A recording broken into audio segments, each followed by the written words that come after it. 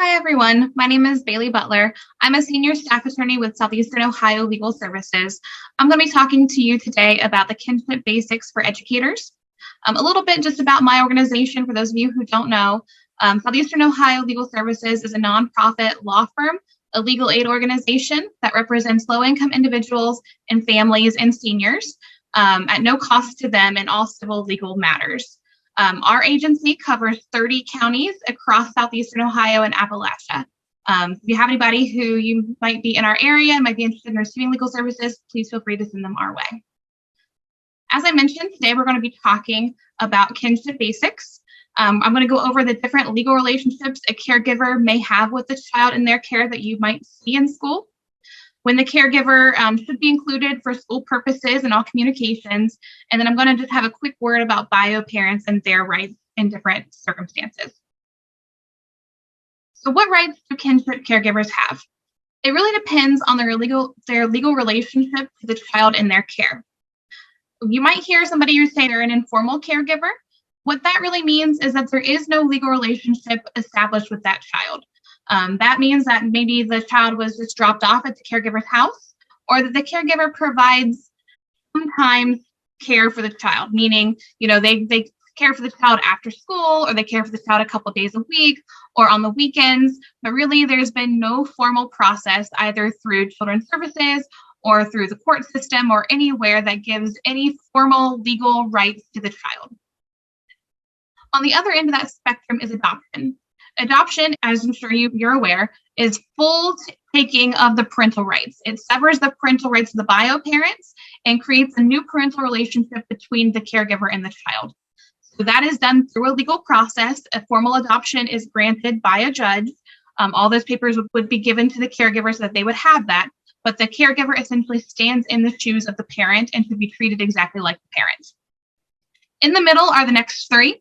So the grandparent power of attorney is an affidavit that is signed by the parent of the child and only given to a grandparent. It cannot be given to any other caregiver or any other type of relationship that the caregiver might have with the child, an aunt, an uncle, a cousin, a friend, anybody. It has to be a grandparent. And what that does is it bio parent signs over a power of attorney with rights that allow the grandparent to enroll the child in school, participate in school events and school situations like special education and discipline. It allows the grandparent to stand in the shoes of the parent for specific situations. It also allows them to get medical care for the child. However, that does not necessarily mean that the bio parent's rights are severed in a grandparent power of attorney. With the grandparent power of attorney, both entities, the grandparent with power of attorney and the bio parent, have the exact same rights. The bio parent can do exactly what they have always been able to do. It just gives some extra rights to the grandparent that is recognized by law. If the parent cannot be found, or if the parent is unable to sign a grandparent power of attorney because the grandparent does not know where they are, the parent has disappeared, the grandparent can petition the court for what's called a caretaker affidavit, which is essentially the same thing that the grandparent, it has to be a grandparent, signs an affidavit to the court, asking the court to grant them all the rights that a grandparent power of attorney would get them if a parent had signed them over, but the grandparent has to detail all of the ways that they have tried to reach the parent of the child and why they've been unable to do so. Next on their list is the kinship placement or temporary custody through Child Protective Services. What this is whenever a child has been taken into custody by Children's Services because of the bio parent or the custodian's abuse, neglect, or dependency.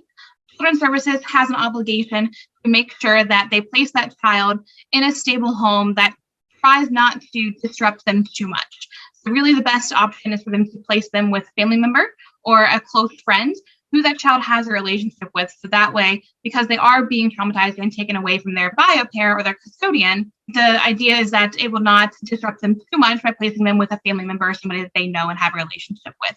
That's always a best case scenario and the first thing that Children's Services should be looking to do when they take custody of a child. But in a kinship placement or in a temporary custody situation, the kinship caregiver is not part of the actual court case. It is the state of Ohio Children's Services versus the bio parent or the custodian that the child was removed from. So what happens is the state and Children's Services maintains legal custody of the child. They sign all the documents, they do everything. They're ultimately responsible for the child, but they place physical custody or where that child is living with the kinship caregiver.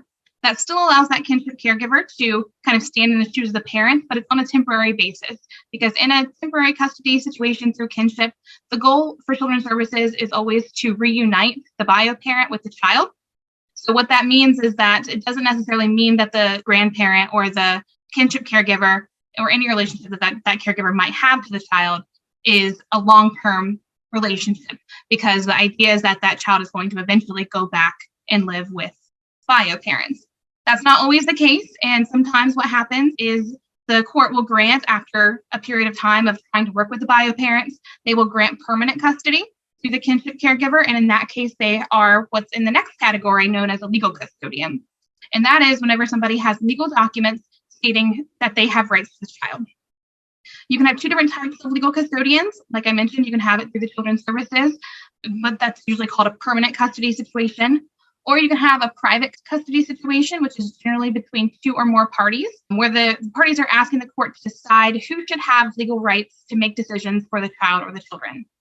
The judge has to first consider the bio parents and look at both of the bio parents to say, okay, why isn't this child able to be with those bio parents? The other parties in the court case need to make the judge understand or make the judge believe and find that the bio parents are unfit because they cannot care for the child or children that they have.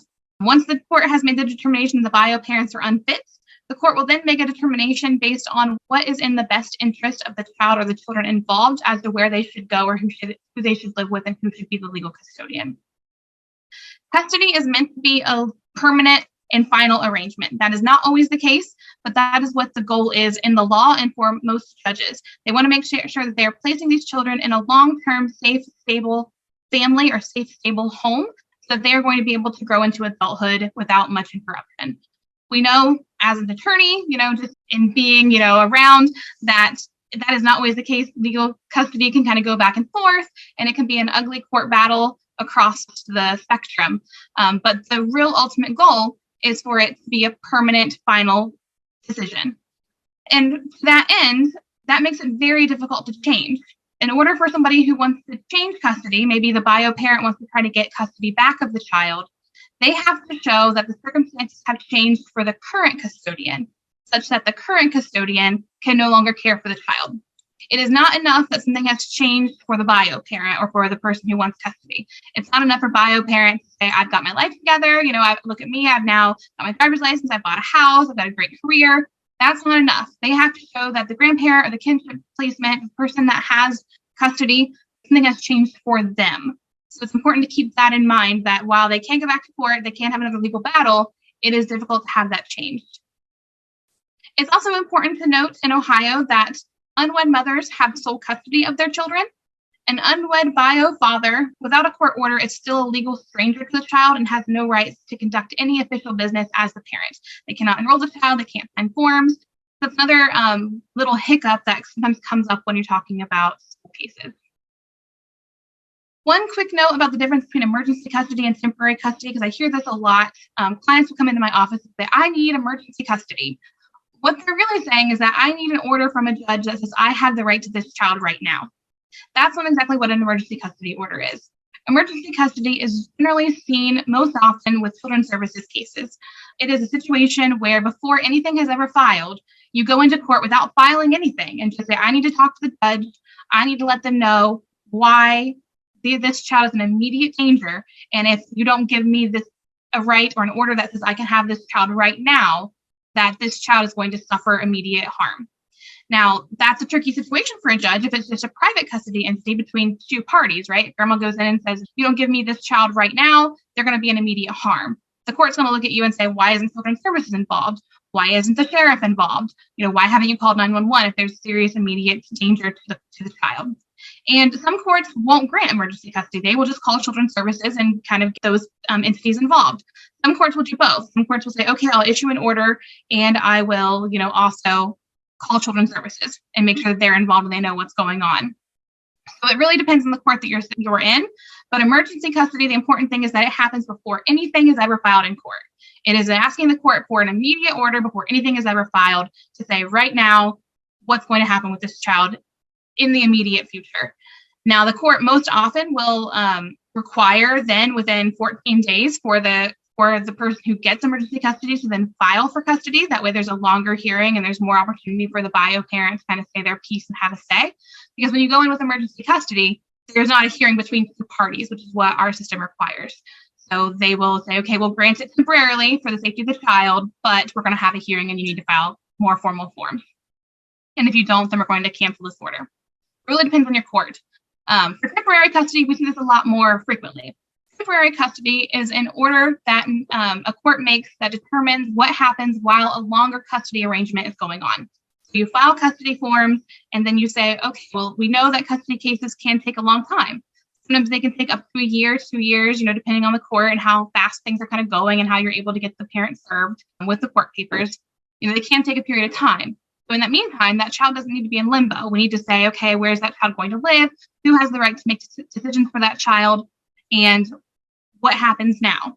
So a temporary custody case or a temporary custody order is what is the judge saying, okay, we have a longer court custody case going on, and in the immediate time while this case is ongoing, this is the order that I am issuing that the parties need to follow in order to make sure that the child is safe and stable.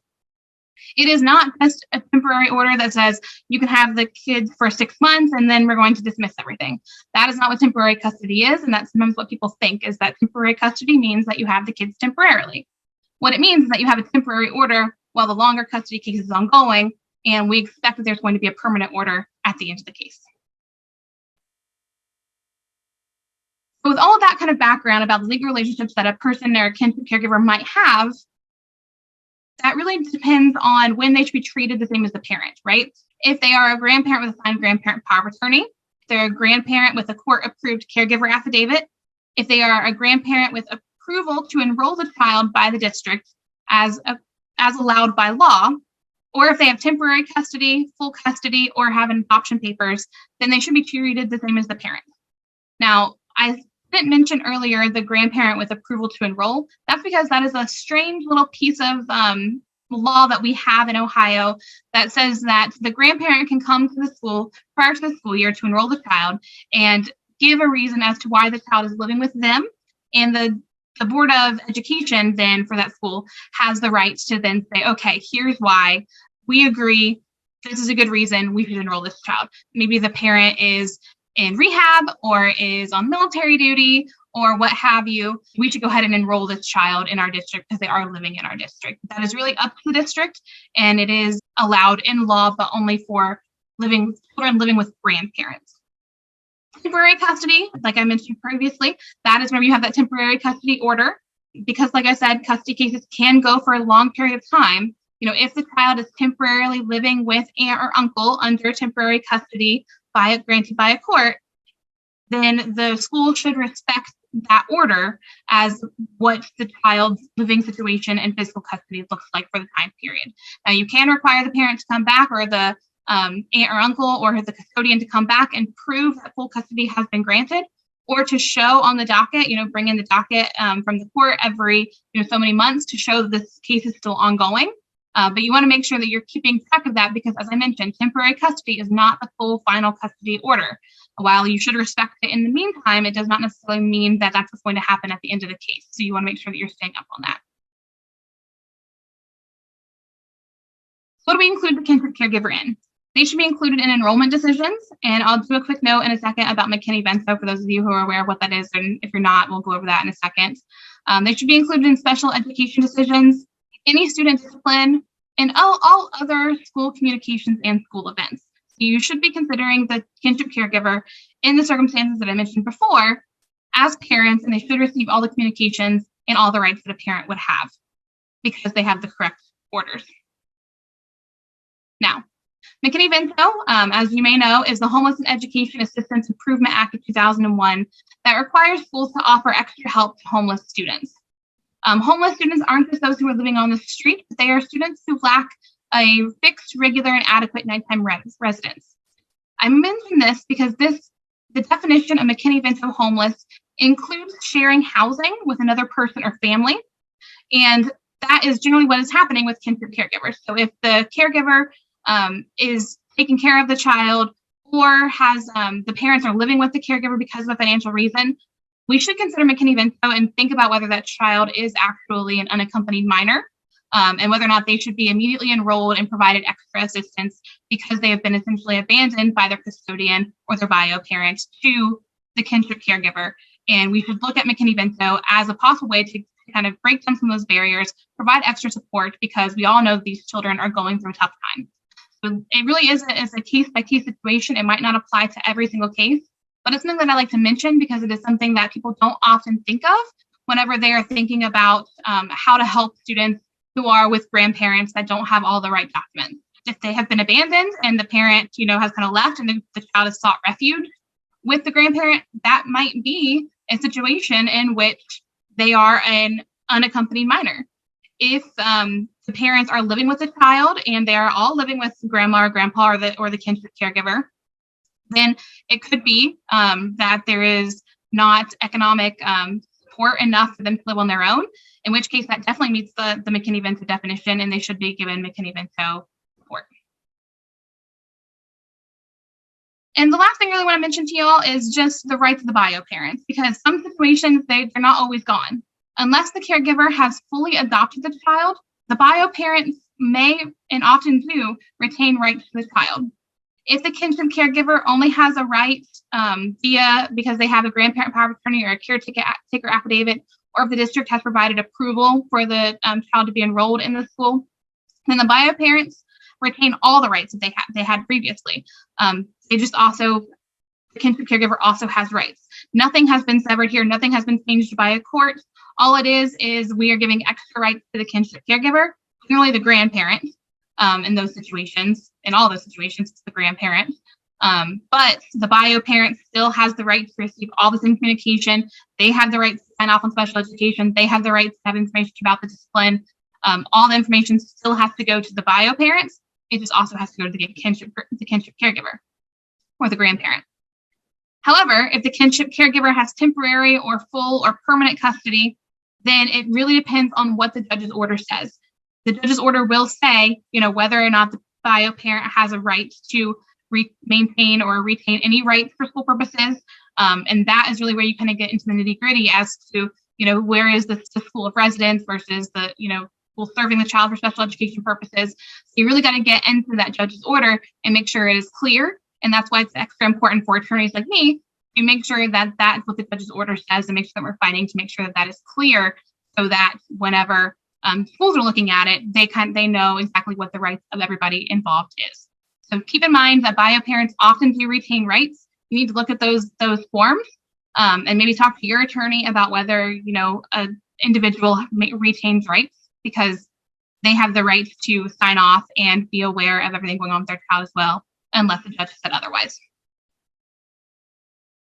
If you have any questions, please reach out to me via email. If you have anybody who you think might be eligible for our services, low income, senior, need extra support, feel free to have them call our intake line or our SOL's phone number.